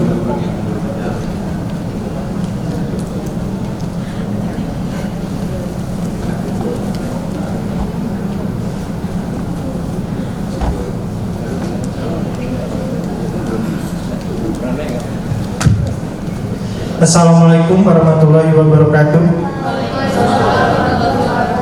Selamat siang semuanya. Perkenalkan, nama saya Adi Kurniawan. Institusinya Politeknik Kelapa Sawit Citra Widya Edukasi. Izin bertanya kepada Pak Posma Sinurat, menghindari terbuangnya air dan terbuangnya steam. Salah satu yang didapat yaitu pengurangan pemakaian boiler. Di proses oksidasi dan koagulasi ini membutuhkan listrik. Daya listriknya pasti besar ya kan Pak, karena kan itu dalam prosesnya itu berkelanjutan, pokoknya selalu diaktifkan. Adanya kebutuhan daya listrik ini bukannya menimbulkan penyebab efek GRK baru ya Pak. Misalnya memang tidak begitu berefek, daya yang digunakan ini besar atau tidak Pak? Seperti misalnya parameter per liternya itu butuh berapa dayanya jika diaplikasikan, karena harusnya dapat diterapkan di external water treatment untuk mengurangi kos pemakaian bahan kimia. Kemudian adanya proses flokkulasi dan koagulasi butuh penambahan bahan kimia kan Pak untuk proses penjernihannya. Apakah cukup hanya menggunakan alat tersebut tanpa menambahkan bahan kimia? Koagulasi seperti tawas dan saudara, kurang lebih seperti itu Pak. Terima kasih. Baik, terima kasih. Pertanyaan yang sangat menarik sekali. Saya lanjut ke sebelah kiri saya. Ada mic, bisa sebelah kanan ya. Yang di depan, Mas.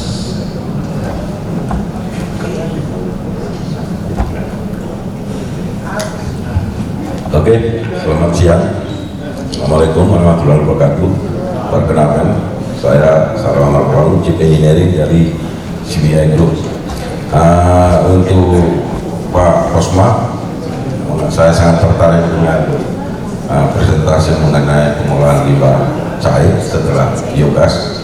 Saya hanya ingin menyampaikan, kami dari CBI, silakan Pak Posma datang ke Pangkalan Bun, kami akan memberi kesempatan yang sebesar-besarnya untuk kita uji coba di sana sampai berhasil. Itu saja yang saya sampaikan. Baik, terima kasih. Jadi sudah ada yang menawarkan kerjasama dalam tempo sesingkat-singkatnya. Baik, yang ketiga, silakan dari sebelah kanan, silakan.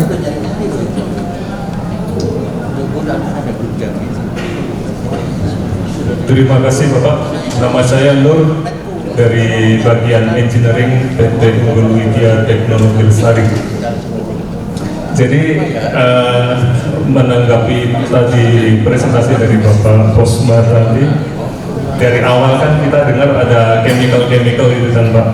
Tadi ada elektrochemical, itu pasti di pikiran kita nunggu-nunggu ini kapan ini bahan kimianya muncul, sampai kesimpulan pun tidak muncul-muncul kan, seperti itu Pak.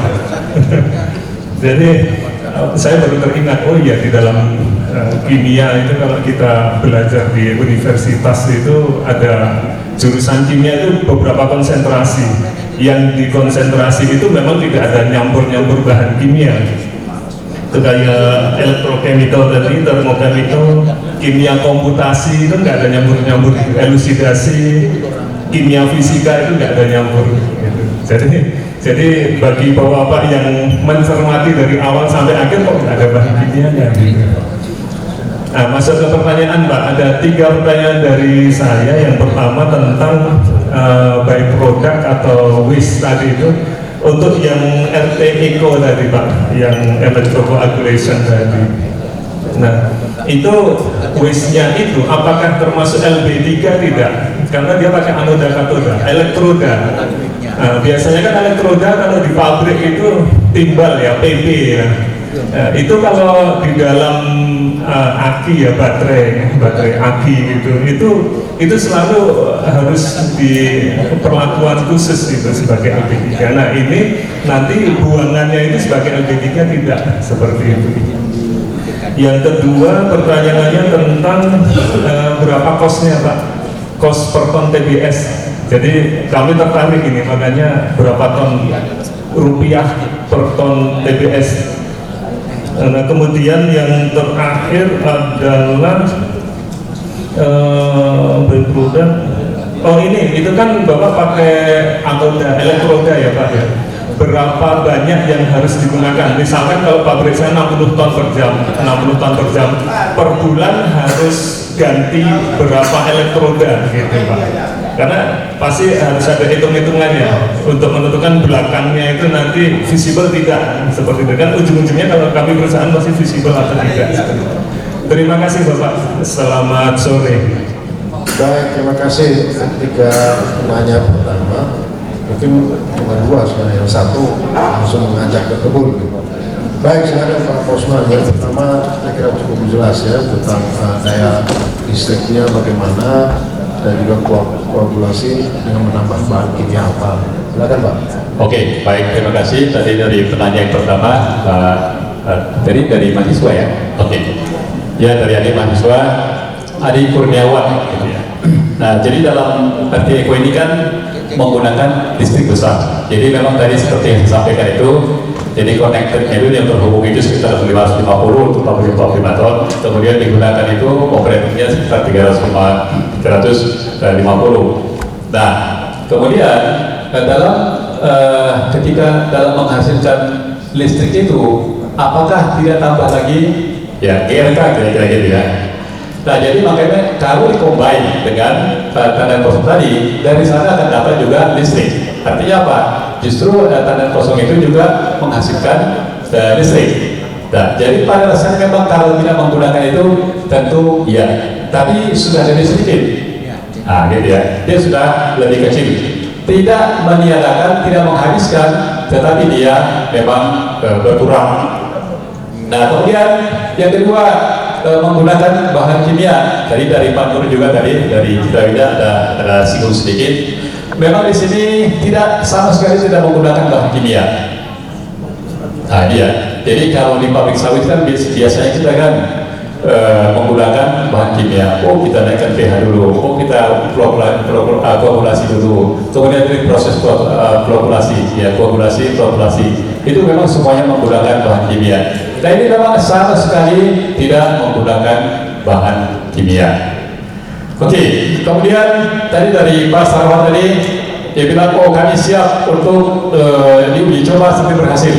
Jadi memang saya juga ketika berbicara dengan dari India ini, saya menyatakan pesimisme saya. Pesimisme kenapa? Saya lihat literatur Indonesia sudah cukup banyak yang membahas, dan ketika diimplementasikan tidak berhasil.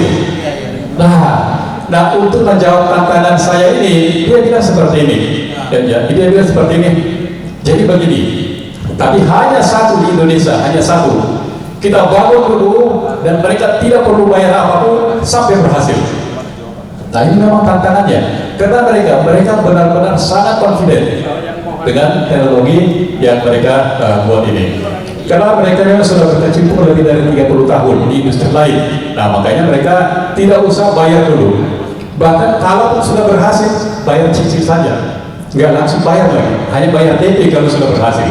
Jadi tantangan itu sangat jelas saya ajukan ke mereka, dan itu mereka tantangannya luar biasa. Jadi kalau Pak Sarwati dari CPIP memberikan seperti itu juga, ini cukup luar biasa kayu bersambut. Nanti kita akan komunikasi lebih lanjut gitu. Oke, kemudian dari Pak Nur tadi ada 3. Dari Pak Nur tadi dari PT Unggul Media, RT Eko kemudian menggunakan elektroda, apakah termasuk limbah B3? Nah, yang ini ya, ini memang yang masih, kalau saya belum bisa pastikan apakah ini kan menjadi konsumable bang ini ya. Ya, tapi sih saya belum bisa pastikan Pak kalau yang ini memang masih perlu ya kita analisa atau kita cek lebih lanjut apakah ini menjadi limbah B3 nantinya. Jadi mohon maaf Pak, untuk yang ini saya belum bisa pastikan. Kemudian berapa kos per ton TBS? Dan ini juga jadi gini, karena ini juga memang teknologi ini masih yang pertama sekali di pabrik. Nah makanya disebutkan ketika misalnya dari Bapak, oke, silakan uji coba di kami, tapi kami nggak perlu bayar. Nah pada akhirnya nanti apa? Di sana mereka akan hitung, tapi tidak lebih tinggi dari biaya operasional limbah yang menggunakan terbuka. Nah itu tantangannya. Ya tidak lebih tinggi dari itu. Jadi kalau memang dari tantangan dari India itu satu, di Indonesia kita kasih dulu barangnya free, tidak perlu bayar sampai berhasil. Ini mungkin bisa juga sekaligus menjawab tantangan itu. Kemudian berapa banyak elektroda digunakan? Nah ini juga memang. Jadi ketika saya berdiskusi juga, ini kan memang consumable ini. Inilah salah satu memang faktor biaya itu kan itu. Nah, jadi di mana saya juga kan dalam proses pilot plan ini bulan 4 nanti, ya bulan 4 nanti akan dilakukan.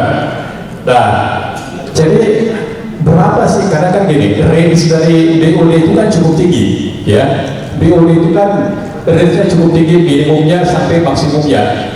Jadi ketika di BOD-nya pada minimum, maka tentunya dia elektronanya lebih sedikit. Ketika dia misalnya lebih tinggi, maka elektronanya akan lebih banyak. Nah makanya ini juga memang belum bisa ditentukan, karena saya itu tidak mau juga asal artinya, karena ini kan bukan marketing gitu ya. Kalau marketing kan, oh wah ini murah, ini seperti ini gitu. Jadi ini juga saya belum bisa jawab secara pasti, karena memang belum digunakan di pabrik kelapa sawit. Tapi untuk diskusi lebih lanjut, ini layak untuk didiskusikan lebih lanjut. Ya saya rasa itu Pak ya sudah terjawab. Mudah-mudahan walaupun saya tidak bisa menjawabnya secara pasti, ya mudah-mudahan sudah terjawab. Baik, terima kasih Pak Posma. Terima kasih juga untuk pertanyaan yang ada. Mungkin sedikit tambahan, tadi ada pertanyaan tentang greenhouse gas, apakah justru meningkatkan greenhouse gas. Kalau saya tidak keliru, karena ini sudah 20 tahun yang lalu sejak saya kerja dengan CDM, Clean Development Mechanism, yang menghitung berapa sih harga karbon yang ada CO2. Untuk energi itu kita hitung berdasarkan baseline batu bara. Ya. Jadi apakah kita lebih rendah daripada batu bara atau tidak? Dan biasanya karena batu bara ini adalah non renewable. Ya.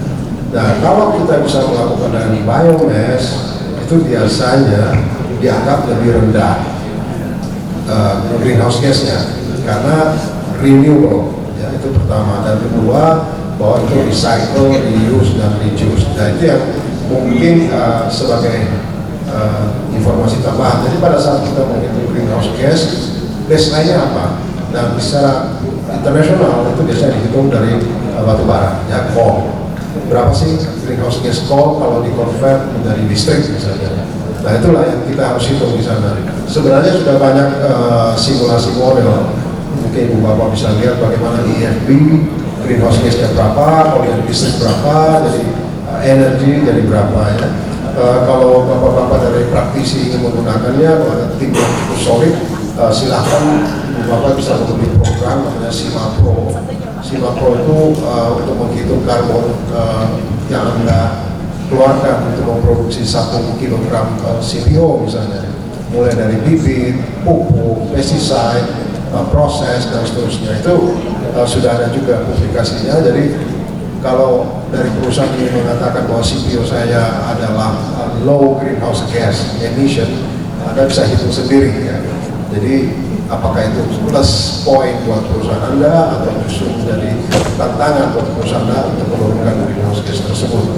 Nah itu kira-kira tambahan dari saya. Oke, kita buka sesi kedua. Silakan yang sebelah kanan. 1. Ada lagi? Yang paling sugih. Perempuan, 1, 2, 1 lagi.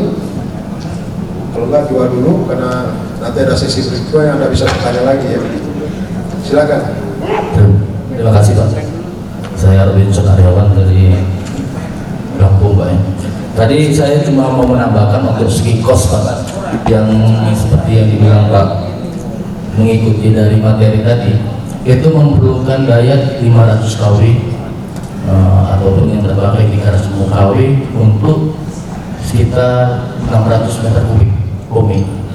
Itu kalau kita bagikan secara kembalikan ke TPS itu mungkin sekitar untuk kapasitas pabrik 45 ton untuk 22 jam, sehingga 350 dibagi dengan 22 itu atau 500 bagi 22 itu sekitar 27 kWh per ton TPS. Jadi kosnya sangat murah, itu kalau dibagi hanya 0,6 rupiah per kilo TPS Pak. Jadi untuk pengolahan bumi memakai aplikasi atau memakai dengan IPLC itu sangat mahal Pak. Jadi untuk metode ini memang belum teruji di lapangan, tapi kalau menengok dari segi kos hanya 0,6 rupiah Pak, sangat murah sekali Pak. Jadi variabel kosnya sangat turun Pak. Itu saja Pak. Terima kasih. Baik, terima kasih. Sebelah kiri saya, silakan. Baik, terima kasih. Sebelumnya perkenalkan, saya Ayu dari Sekolah Vokasi Institut Pertanian Bogor. Ingin bertanya terkait dengan janjangan kosong. Sesuai dengan pengalaman yang saya alami di beberapa perusahaan itu, kalau untuk janjangan kosong itu kan diaplikasikan langsung di kebun ya Pak.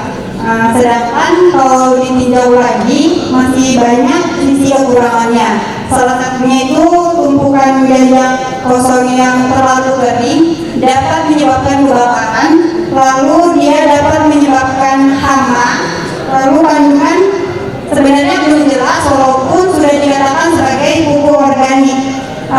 Sedangkan pada musim hujan, tumpukan tanah kosong itu akan menghasilkan cairan yang berbahaya. Nah, yang ingin saya tanyakan, sebenarnya apakah ada mekanisme yang baik sehingga tanah kosong ini bisa dikatakan sebagai pupuk organik? Jika ada, apakah harus menambahkan sesuatu agar janjangan kosong itu bisa berjalan sesuai yang kita mau atau optimal? Mungkin seperti itu. Terima kasih. Terima kasih. Silakan Pak. Harapan dan pertanyaan menarik sekali.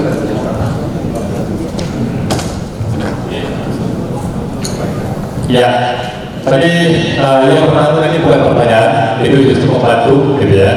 Jadi dari Pak Robinson tadi, ternyata dia dari hitung-hitung di situ cukup efisien ya. Oke, jadi terima kasih Pak, ternyata Bapak sudah langsung hitung-hitung gitu ya. Nah ini dia praktisi seperti itu memang. Oke, kemudian dari IPB tadi, Bu Ayu, ya IND tanah kosong digunakan sebagai pupuk di lapangan juga banyak problem, ya bisa menimbulkan kebakaran dan juga belum begitu jelas manfaatnya, dan juga dia bisa mengeluarkan cairan ini kita sebut biasanya leaching ya. Ini juga tentunya tidak bagus untuk lingkungan. Nah, cuma tadi pertanyaannya mungkin bagaimana mekanisme agar tandan kosong tersebut bisa dianggap sebagai pupuk organik. Nah, ini memang bagi saya agak sulit menjawab ini. Ini saya yakin di sini ada Pak Tony ini sangat Pak Tony ini menjadi orang yang sangat tepat untuk menjawab ini. Ini saya jadi moderator bagi Bapak sebagai Oke, silakan. Baik, terima kasih moderator membantu sebuah kerjasama yang baik sekali. Sederhana, kenapa disebut organik dulu? Ya, jadi kenapa pupuk organik dulu dan karena memang di tandan kosong itu organik ya, jadi dalam proses tidak ada penambahan secara nyata bahan-bahan kimia, itu satu. Jadi selesailah cerita pupuk organiknya. Sekarang pupuknya memang silakan buka beberapa tulisan saya di jurnal bagaimana proses penurunan NPK dari tandan kosong dilihat dari waktunya. Nitrogen akan turun cepat sekali ya, karena dia akan menguap dan lain-lain. Kemudian potasium, magnesium dan seterusnya. Nah, itulah sebabnya dikatakan dalam 1 kali 24 jam kalau perlu langsung dipindahkan ke lapangan. Karena kalau tidak akan datang hujan, dia akan mencuci dan hanya akan licin dan akan tersebar di sekitar yang disebut air itu. Tetapi air itu tidak beracun sebenarnya. Mungkin terkesan sangat coklat dan kotor sekali, tetapi tidak beracun dalam konteks mematikan gitu ya, karena itu NPK, itu mineral. Ya. Nah, apakah ada pupuknya? Tentu ada, karena itu adalah mineral source. Bahwa mengapa kita harus cepat-cepat pindah ke lapangan supaya NPK-nya itu habis dan terserap di dalam tanah dan bisa diserap oleh tanaman. Masalahnya kecepatan kita pindah ke lapangan dengan pemanfaatannya kan biasanya secara teoris bagus, tetapi ada kendala dan oleh sebab itu seringkali tertimbullah di pabrik. Itu pun orang pabrik sudah tahu lah ini ya, tentu ada hama penyakit, tentu salah satunya misalnya orientas dan lain-lain, kita tahu semua itu. Jadi caranya ya cepat-cepat pindahkan ke lapangan ya, dari no harmful sebenarnya. Kalau di dalam pupuk organik, kalau mau melakukan sedikit teknologi yang seperti tadi Pak Posma katakan, dikomposkan ya. Nah, kompos sekarang juga teknologinya sudah berkembang sekali. Ada yang hanya mencacah, kemudian menutup, kemudian menyiram pome, jadi itulah kompos ya. Tetapi untuk mempercepat jadi kompos, kita karena melihat CN ratio-nya ya, karena nitrogennya masih ada, jadi biasanya karena ini karbon, jadi kita mau CN ratio-nya kalau bisa di bawah 20. Artinya kita menambahkan nitrogen supaya CN ratio-nya di bawah 20 sehingga terkomposkan dengan baik. Nah, oleh sebab itu biasanya kita siram saja pome dengan catatan bahwa di pome itu ada nitrogen, B kita tambahkan urea. Nah, dengan demikian proses dekomposisinya akan lebih cepat ya. Nah, ada cara lain lagi kalau kita mau menjual menjadi kompos ya, kita tambah mikroba ya, karena ada beberapa biostimulan sudah kita tambahkan. Anda bisa tambah dengan mycorrhiza, dengan trichoderma, aspergillus dan lain-lain, sehingga mengenrich si tandan kosong ini, sehingga pada saat disebar di sekeliling tanaman itu mikroba akan berdegradasi lebih cepat dan itu bermanfaat untuk tanaman. Akar-akar tanaman itu menambat nitrogen ya, atau mycorrhiza yang meningkatkan bau sehingga bisa meningkatkan serapan nitrogen. Jadi sebenarnya so far IFB itu memang organik. Jadi masalah harmful or not, berbahaya atau tidak, sebenarnya kelakuan manusia yang membuat dia harmful ya. Tetapi kalau ada lagi cara lain, kalau ini memang perlu diseminasi ya kita jadikan sebagai host buat jamur ya, karena ini yang mungkin belum banyak dilakukan juga. Jadi kita bisa juga menjadi jamur ya, kita makan jamur orang, jamur tiram, itu bisa kita menggunakan tandan kosong. Saya kira di IPB sudah ada beberapa penelitian tentang itu, silakan buka beberapa skripsi tentang itu, bagaimana tandan kosong bisa digunakan untuk sebagai tiang atau host dari jamur ya. Jadi banyak sekali tandan kosong itu, bahkan dari IPB juga yang bagaimana tandan kosong itu membuat serat untuk pakaian. Jadi banyak sekali. Jadi tapi untuk pupuk organik saya kira itu level paling bawah lah. Kalau sudah tidak bisa mikir lagi, sudah lah itu tanda kosong, taruh di kebun aja, ke sofa sokut kan, ya. Kira-kira itu tanggapan saya. Terima kasih Mas. Bisa menjadi moderator. Baik, kita masih ada satu sesi, mau lanjut dulu, tapi masih semangat 45, jadi kita mau break dulu sebentar atau kita mau lanjut? Bagaimana? Lanjut ya, tapi kalau mau minum kopi silahkan di luar, bisa dibawa masuk menurut saya ya. Kalau keluar jangan terlalu masuk lagi Pak. Jadi kita nggak lanjut.